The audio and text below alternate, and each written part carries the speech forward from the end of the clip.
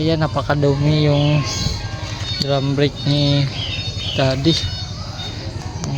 Nilinisan natin, pati ito lilinisan yan.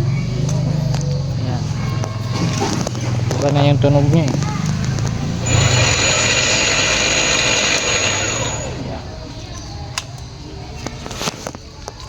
For today's video nga po, dahil po holiday ngayon, napahinga lang tayo sa bahay at biglang emergency message ang ating tiyuhin dyan. Ipapa-change oil daw at ipapa-check yung e-bike.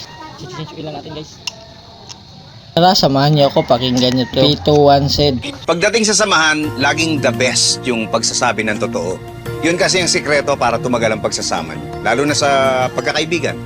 Ang tunay na kaibigan, kasama mo sa saya at sa lungkot. Siya yung pwedeng makitawa sa iyo pag masaya ka at pwedeng pagtawanan ka pag may ginawa kang sablay.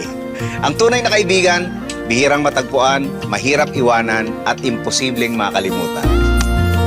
ayun no, saktong-sakto para sa magkakaibigan dyan at magkakatropa. Hiwalay madaling ibigay pero mahirap ibalik. Balik na po tayo dito mga kaibig sa ating ginagawa. Dahil natapos na natin malinisan yung kabilang gulong, isalpak na natin at isecure po na mahigpit. Para sa ganun po, safe po ang magdadrive nito. Dito, i-check na naman natin yung kabilang gulong. Buksan natin yung brake hub para sa ganun po malinisan at ma-check na rin natin kung anong sitwasyon sa loob. At yun na nga po, napakadumi at tumagas yung oil.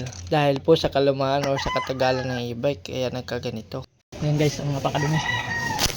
Ayan. Grasa, yung langis, tapos yung putik dito, linisan natin yan. Yan yung ano niya, brake shoe. May halong langis. Kasi natagas yan dito. Kailangan ma-overhaul. Tapos, lagyan ng panibagong bearing kung sakali. Yan o. Yan ang tumutunog, maluwag. Go, linisan na natin. Ito nabili ko 3 years na to, tapos plus 1 year dito kila Daddy, binili to sigila. Yan, mga 4 years na to. Lumang luma na pero condition pa rin. Ay, ingay. Kailangan na maintain ng change oil. Yan, sabit na natin yung tiyuhin. Kailangan maintainado sa bike nila, diba? Puro gawa na lang tayo sa ibang tao, pero sa tiyuhin natin pag emergency, hindi natin gawin. Huwag ganun boy.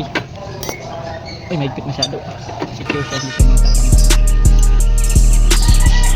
Dalawa-dalawa yan.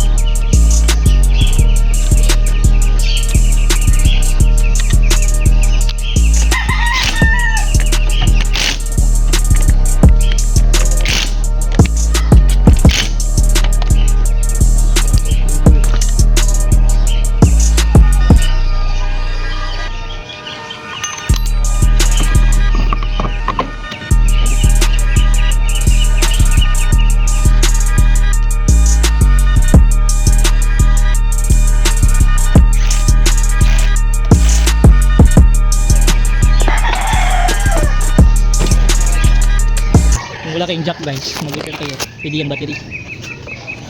Technician dyan, pwede yung baliktad. Hindi ako nakadala ng jack.